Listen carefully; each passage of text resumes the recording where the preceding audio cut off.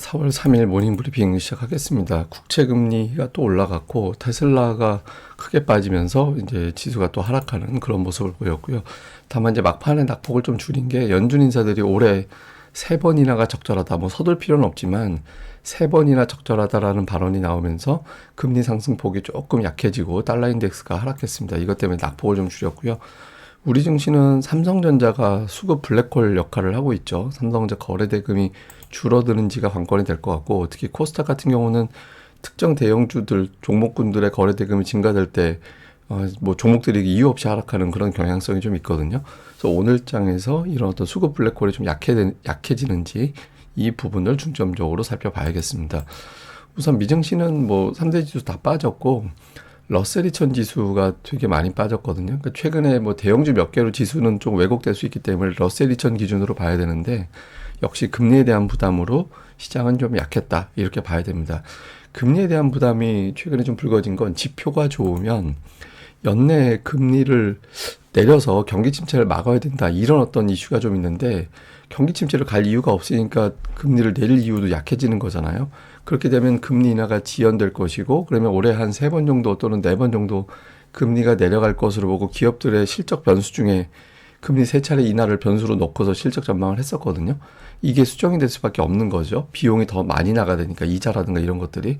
그러면 기업 실적 전망이 수정되고 또 금리를 천천히 내리면 아무래도 이자 비용 부담이 계속 이어지게 되니까 그만큼 기업들의 실적은 악화가 될 수도 있다라는 거죠. 그럼 또 주식시장은 하락하고, 이렇게 생각을 하는 거예요. 근데 사실은 경제 지표 좋다라는 거는 지금 경제가 좋다라는 거기 때문에 그 자체만 놓고 보면 뭐 증시가 그렇게 하락할 이유는 없는데, 어쨌든 최근에는 좀 안 좋은 사이클, 안 좋은 쪽으로만 집중적으로 바라보게 되는 거죠. 근데 그럴 만한 게 이제 최근에 원자재 가격 계속 올라가잖아요. 뭐 코코아 가격이 올라간다. 뭐 국제유가 오늘 WTI가 85달러 넘어갔고, 구리 가격 올라가고, 금 가격 올라가고, 이렇게 원자재 가격 계속 올라가다 보니까 인플레이션이 다시 자극이 되면 아무래도 기업들의 실적 환경이 좀 나빠질 수도 있을 것 같다, 이런 걱정을 좀 하는 것 같습니다.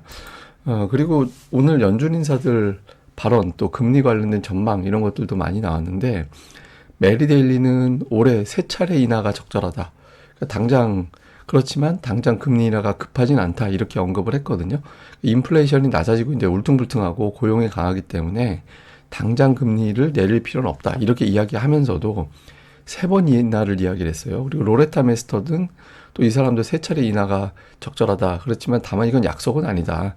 그러니까 빠른 인하가 늦은 인하보다 위험하다, 그러니까 이런 이야기 했거든요. 근데 3차례 인하라는 건 어쨌든 첫 번째 인하는 그러니까 6월 아니면 7월이란 얘기가 되는 거예요. 그래서 저 사람들이 3번 인하는 어쨌든 유지를 하네?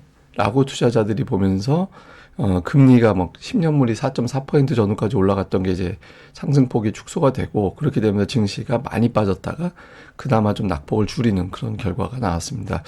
그 외 분석가들 보면 뭐 러스몰드 이런 사람들은 시장은 지표가 좀 적당한 걸 원한다. 너무 지표가 세게 나오면 금리 인하를 천천히 할 것이다라는 우려, 그리고 또 너무 지표가 나쁘게 나오면 경착륙에 대한 우려, 그러니까 이래저래 걱정하는 단계다라는 거예요. 그리고 이제 JP모건에서는 지금 금리 전망하고 실제하고 차이가 있다. 그러니까 실제로는 한 3차례 이하 정도 인하할 것 같은데, 투자자들은 여전히 뭐 4번, 5번 이렇게까지 인하를 생각을 하고 있어서, 이제부터는 이제 기업들의 실적이 어느 정도 따라주지 않으면 증시가 빠질 수도 있다, 이런 걱정을 좀 하고 있는 그런 분석도 제시를 했습니다.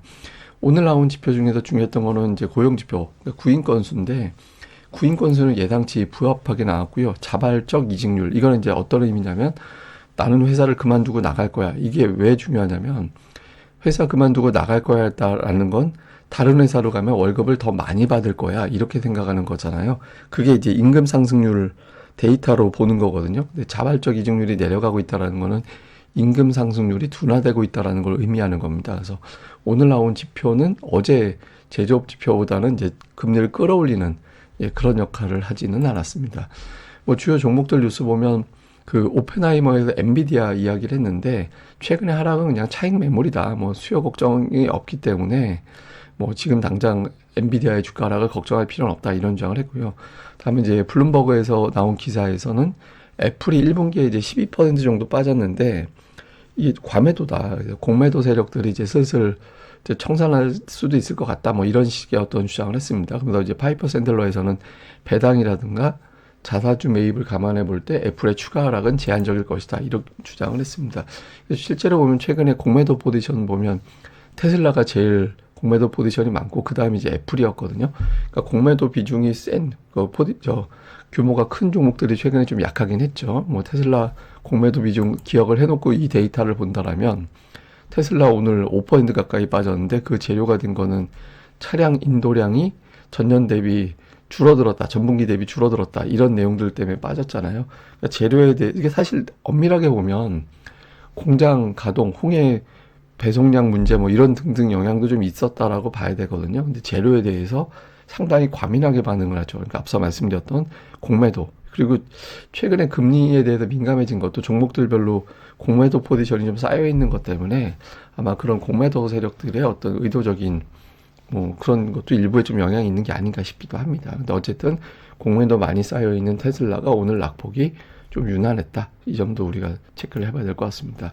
자, 우리 증시는 삼성전자 블랙홀이 만들어졌죠. 어제 거래대금이 3조 원이 넘게 나왔고 하이닉스까지 합치면 거래대금 두 종목이 거의 4조 원 나왔거든요. 코스닥 거래대금이 어저께 12조 원이었어요. 근데 코스피 두 종목이 4조 원 정도 거래대금이 나오면 이게 수급이 블랙홀이 됩니다. 그러니까 특정 종목이 한 25% 이상 거래 대금을 차지하면 코스닥은 이제 좀 하락 매도 거래가 강하게 작동하는 그런 경향이 있거든요.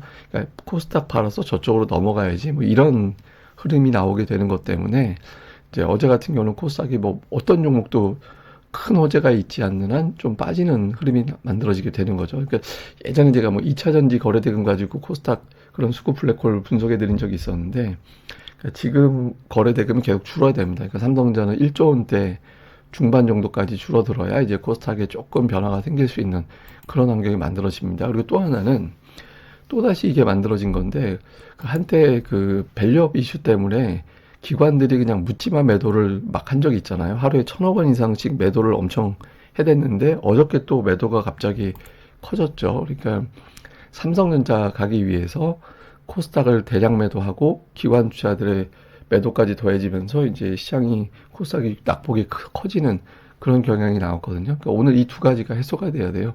삼성전자는 거래대금 2조 원 안쪽으로 좀 줄어들어 줘야 되고 기관 투자자들의 매도는 500억 이하로 줄어들어야 코스닥의 상승 종목수가 좀 회복하는 그런 모습이 나오거든요. 그러니까 뭐 코스닥이 뭐 과매도다, 뭐 금리다 이런 변수도 중요하지만 그 이런 수급적인 문제가 훨씬 더 역할을 많이 하는 영향을 많이 주는 단계입니다. 그래서 앞서 말씀드렸던 대로 삼성전자의 거래대금 축소, 그다음에 코스닥 기관 투자자들의 매도 축소가 오늘 장에서의 가장 중요한 관전 포인트 이렇게 보면 됩니다. 그리고 최근에 고객 예탁금이 좀 늘어서 예탁금 증시에 돈이 들어오나 보다 이렇게 이제 착각할 수 있는데 이 작년도 데이터 보면 작년도도 보면 3월 말 뭐 4월 초반에 보면 갑자기 고객 예탁금이 몇 조 원씩 막 뭉텅이로 들어오고 뭉텅이로 나가고 이런 과정이 있었잖아요. 이게 이제 분기가 끝나면서 뭐 예를 들어서 채권 만기가 된 채권이 고객 계좌에 들어간다든가 뭐 이렇게 이제 채워지면서 갑자기 규모가 큰 돈이 왔다 갔다 하는 경우가 있거든요. 그래서 최근 예탁금이 실제로 들어온 건지는 좀 봐야 됩니다. 이게 아마 뭐 채권 만기를 비롯해서 몇몇 상품에 따른 어떤 돈 들어온 게 좀 있을 거예요. 그래서 실제로 고객 예탁금이 늘어난 건지는 이번 주 후반 돼봐야 확인이 될 겁니다. 그래서 예탁금에 대한 기대보다는 이제 기관의 수급 동향 여기에 더 집중해 보는 게 좋을 것 같습니다.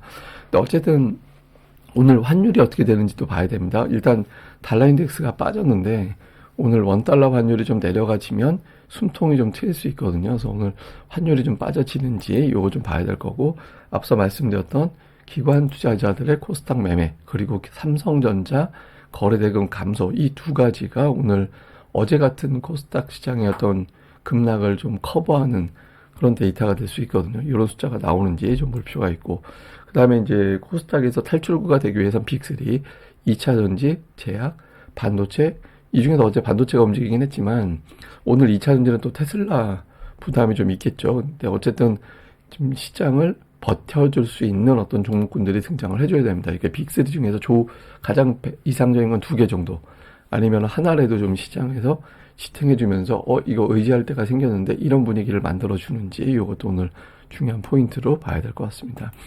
그 다음에 이제 또 하나는 제가 삼성전자 거래대금 3조 원 넘어갔던 사례를 쭉 뒤져봤거든요. 그러니까 어저께가 역대 19번, 그러니까 이제 잠정이라서 뭐 한두 개 정도는 추가될 수도 있을 것 같은데, 어쨌든 역대 19번째 19위에 해당되는 거래대금이더라고요. 근데 대체로 보면 증시가 뭐 올라가기도 하고, 뭐 하락하면서 거래대금이 이제 이렇게 되기도 했는데, 다음 주는 하락한 경우가 조금 더 많았죠.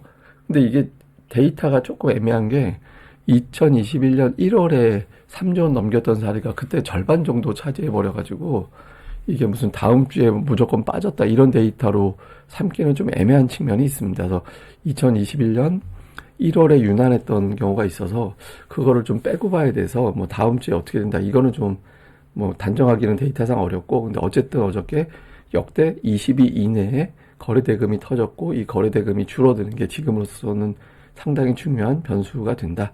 이제 뭐 삼성전자가 주가가 올라가는 건 좋죠. 왜냐면 지수 자체를 방어해 주니까. 근데 거래대금을 너무 잡아버리면 이제 부담이 되기 때문에 이 부분은 오늘 중점적으로 살펴보겠습니다. 뭐 장중에 벌어지는 일이라든가 추가적인 재료는 다음 방송에서 또 정리해 드리겠습니다. 이 방송 구독하기와 좋아요 꼭 좀 부탁드립니다. 감사합니다.